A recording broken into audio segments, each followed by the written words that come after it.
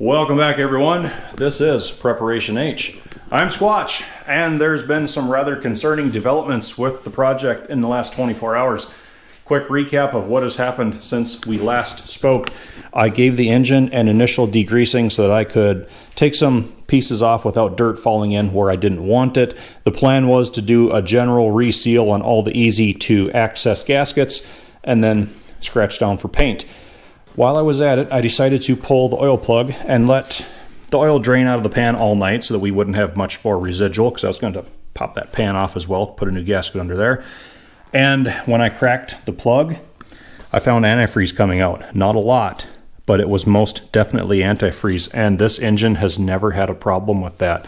The oil that came out was also starting to turn kind of a milky brown. So at the least, you could say I was shocked. You could have tipped me right over. When I rebuilt this engine, which has been a number of years ago now, but there's not a lot of hours on it, I did have a crack in one of the cylinder head combustion chambers. I don't remember which one it was now, but the machine shop tested it. They said it is not yet into a cooling passage, and they did pin it. And they said you should get some time out of this repair. So I guess the cylinder head at this point is my number one suspect. Still though, I'm really surprised. This was giving no indication of having any trouble whatsoever. I've never lost coolant. It's never pushed coolant. It's never overheated. I've never had smoke from the exhaust. I've never fouled a plug. So this wasn't in the plan. I did not want to get into this engine, but you can't put paint over a problem like that. Bear in mind too that the last time this tractor was really ran was the summer before last at plow day. And I got busy all last summer working on the D2 and other channel things, where this tractor sat for pretty much a whole year after that plow day, and it still had the oil in it from then. I don't know how long it's been sitting with milky oil. That's a little bit concerning. So the next thing I did was pull the valve cover, and sure enough, we'll get it past everything here. Yeah, we are showing a little bit of rust in there. There's definitely been some moisture up high, and along the tops of the rockers as well, we're getting a little bit of rust starting. We definitely have an issue. So the next thing I did was pull the spark plugs, because sometimes you can get like a little bit of a visual cue if there's coolant going into any one cylinder. So number one pretty much looked normal. Number two, same way. Number three, much the same. All right. But then on number four, we're just a little bit more damp, and I flagged a little bit of rust kind of starting around the rim of the spark plug housing. So we may be narrowing in on it a little bit. One more thing I want to do is just try to get a look inside the cylinders before I disturb much more. This is where it would still be nice to have access to a borescope like from the old dealership days. But 1, 2, I guess I don't see anything wrong. Number 3, I can still see crosshatch on cylinder wall in there. Okay, number 4, right off the end of my finger, I'm pointing at it. We can see like there's a wet line right there. We have moisture in number 4. That is cylinder head surface that we're looking at, straight back behind the spark plug hole. So we will file that away. Kind of a funny plug, kind of a funny chamber. Before we disturb much else, I'm going to pop the oil pan off too right now, because I want to get a look at the bottoms of those cylinders, see if there's been anything weeping down between the piston and the sleeve, or see if it maybe looks like anything's been coming between the dry sleeve and the block bore. Who was the last guy to put this on? It sure is stuck. There we go. Nothing ugly looking in the pan. And I've had a really good look all around number 4. Skirt, sleeve, both sides. 3, 2, and 1 as well. I don't see anything down here that really concerns me. The interesting thing is I've got more milky oil up here than back here. Of course, we build a lot of condensation onto that front cover too, especially after it's been cold outside. So, well, nothing down here that's a smoking gun by any means. Wanted to take a look though.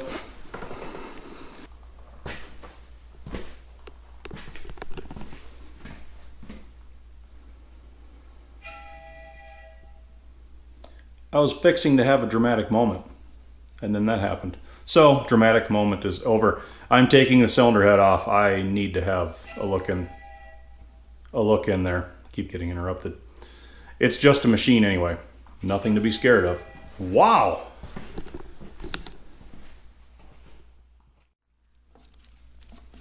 All right, I'm going to take the carburetor off because it needs going through anyhow, and I apologize for all of those text messages. That is one Mr. Kyle Christ from YouTube. He's a bit chatty today, sending me random pictures of Caterpillar D2s. Well, I handled Mr. Kyle, and by handled I mean ignored, because joke's on him.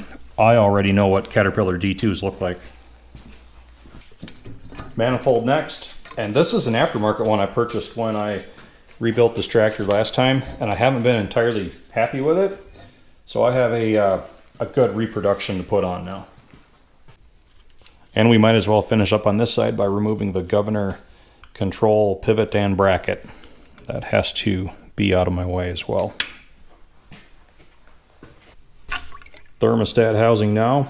Sounds like there's something in this yet. Hope I don't make a mess.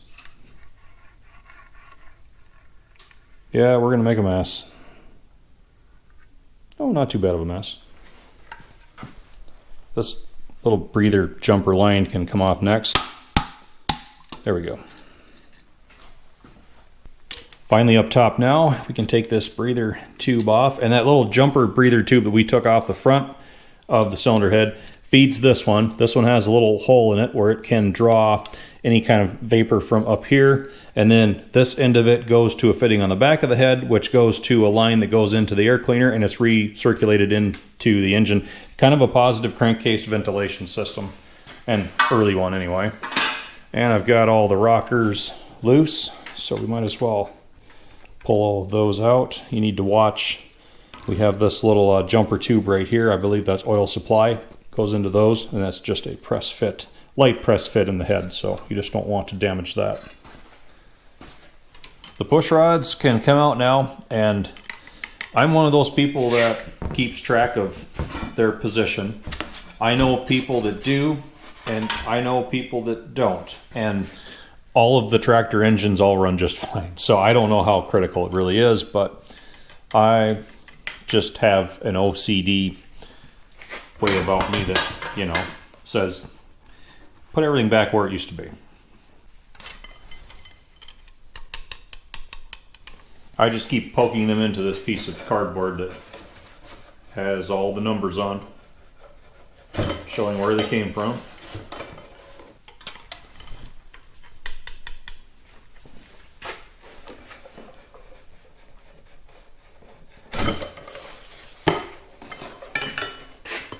There we are, all in order.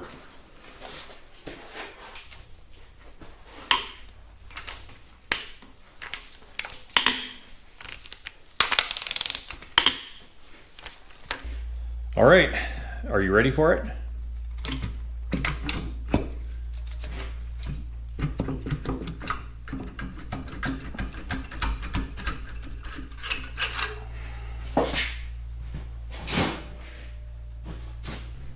Okay, diagnostic time. I've got cylinder 4 all the way down to the bottom so we can get a good look at the bore. So check out number 1. All right, we can still pick up some crosshatch there. Rather clean looking cylinder bore. And we have carbon on the piston on 1, carbon on the piston on 2, carbon piston on 3. But look at how number 4 has been washed. It's kind of got that swirl in it. And also, I've picked up water staining on the cylinder wall. All right, you can see it, all this stuff here, I've already wiped that out. That's water staining. Those don't come off. So we've had water running down from the cylinder head into number 4. And 4 to top dead center now. Cylinders 2 and 3 each look good. So yeah, we can really pick up how cleanly the piston is washed right there and kind of around there. And then you see kind of this, it's kind of a swirl pattern. So that's usually indicative of just a puff of coolant going in there when it's running, interacting with the combustion process and altering how much carbon is on top of the piston. Looking at the cylinder head, this is 1, 2, 3, here's 4. Exhaust valve here, here, and here. That exhaust valve is clearly different. Just we're looking for anything that stands out and is not like the rest. We've got a little bit of rust right in there, just like was on the end of the spark plug as well. And with both valves pulled out, I was hoping I could see something. This is going to have to be hot tanked. Cleaned up, really checked, but looking through here on the inside, yeah, I don't know that we can get it with the camera. I can see it with my eye, but I can see where they did the pinning repair on the runner off of the port. So I'm pretty sure these chickens have finally come home to roost with this cylinder head. And head gasket looks really good. Combustion rings were all intact. All of the coolant passage rings were all intact. There was no cross feeding between any of them. Confident it was not caused by the head gasket.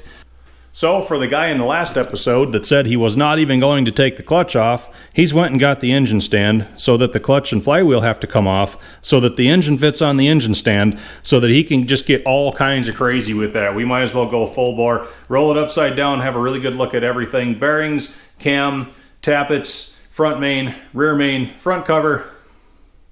We're taking her on down a short block. These things always escalate so fast.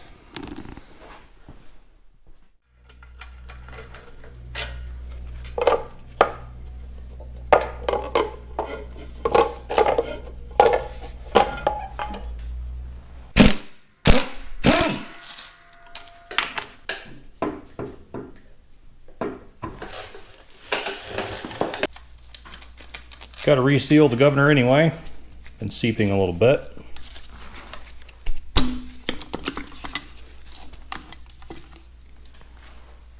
Oh boy. A leaf. Water pump. Needs a good cleaning anyway. Who put this gasket on here? Ah, sticking again. Distributor drive.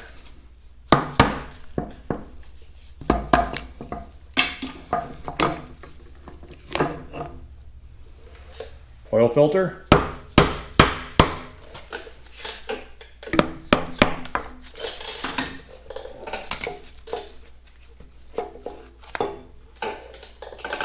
And finally, bell housing adapter plate, because I want to have access to those holes for the engine stand. Let's pull.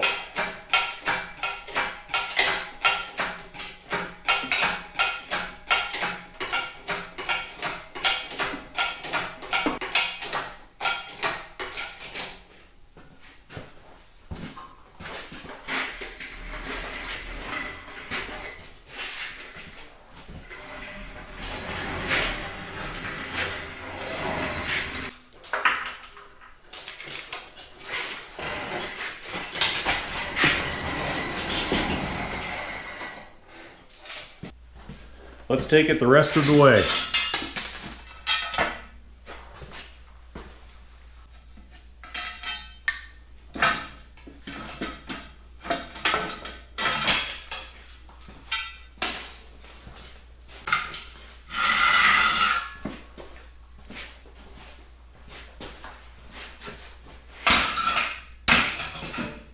So I took the gear off of the top of the vertical shaft so that I can lift the bolster off of the front pedestal, at least for a little ways, because it makes getting at the front pedestal to vertical shaft bolts so much easier.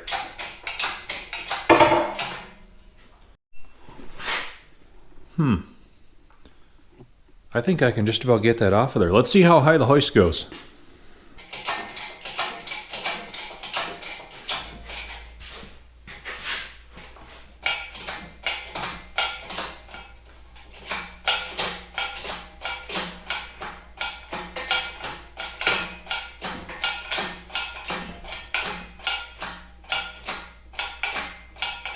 Are we gonna make it? We're just about out.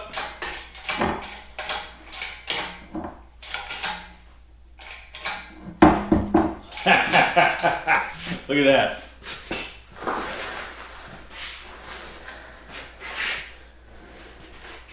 All right, last piece is coming apart. It is so much nicer to get at these bolts when you're not fighting it up underneath that steering bolster.